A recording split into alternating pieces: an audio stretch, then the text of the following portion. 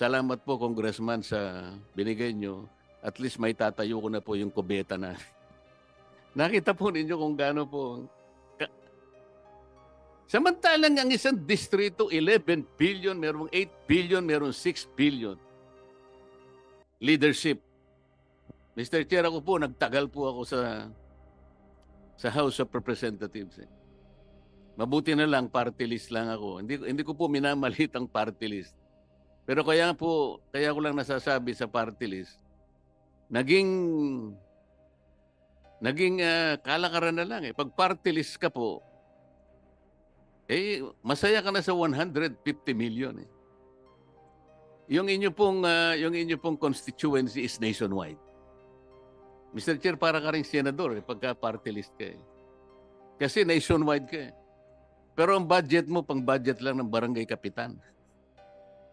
150. Samantalang ang regular congressman, nag-a-average po ng 1B. Nasaan po yung katwiran doon, Mr. Chair? Nationwide kami, saka gustuhan ko halimbawa na masuklian ko ng utang na loob dahil sa napakaraming botong nakuha ko sa iba't ibang panig, i-apportion ko sana. Sa 150 million, Mr. Chair, yung isa mabibigyan mo lang ng 300,000 na lang o kaya 250,000 at sasabihin sa iyo ng mayor, salamat po, Congressman, sa binigay nyo. At least may tatayo ko na po yung kubeta na. Nakita po ninyo kung gaano po. Samantalang ang isang distrito, 11 billion, merong 8 billion, merong 6 billion. Secretary, Mr. Chair, hindi ko po nakikita yung justification. Kaya nga ang tanong how do you allocate the finite resources of this country? Yung economist, sandali lang niyang sasabihin sa atin. Alam niyang kwentahin eh. Marami siyang variables, marami siyang parameters. Pero dito po, pag tiningnan nyo isang distrito, wala kang makikitang significant variable o indicator kung bakit mas marami ang dapat niya makuha.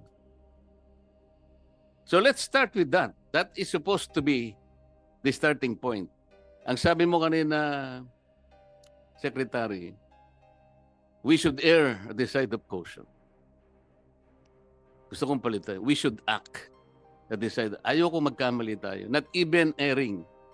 We should act on the side of caution. Agree po, Mr. Chairman. 100%. And then, Mr. Chair, kung pwede ko pang idagdag sana to, dito po itong Asset Preservation Program ng DPWH.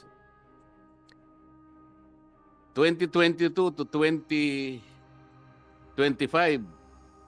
talagang papataas po yung expenditures. 117 million, a billion. 2023, 124 billion. 2024, 139 billion. 2025, 153 billion. Talagang papataas eh. Mr. Chair, tama naman ito eh, sapagkat kapag itong perang ito nagamit natin sa tamang pamamaraan, magagamit natin ang mas matagal ang ating mga kakalsadahan, mga bridges and so on and so forth. Di ba tama yun, Mr. Secretary? Tama po, Mr. Chair. Pagkatapos biglang nagkaroon ng 2026, naging 105 na lang. Ang ibig ba sabihin nito, yung papataas na ganun, 4 na taong papataas, tas bigla mong ginanon. So, naisip ba natin na wala nang kwenta yung preservation program natin, Mr. Chair?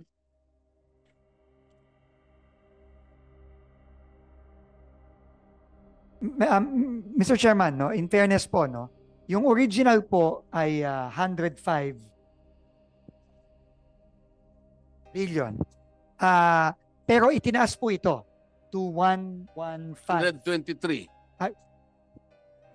115 po. 115 lang po. Hindi po 123. Hindi, sa record ko po kasi 123.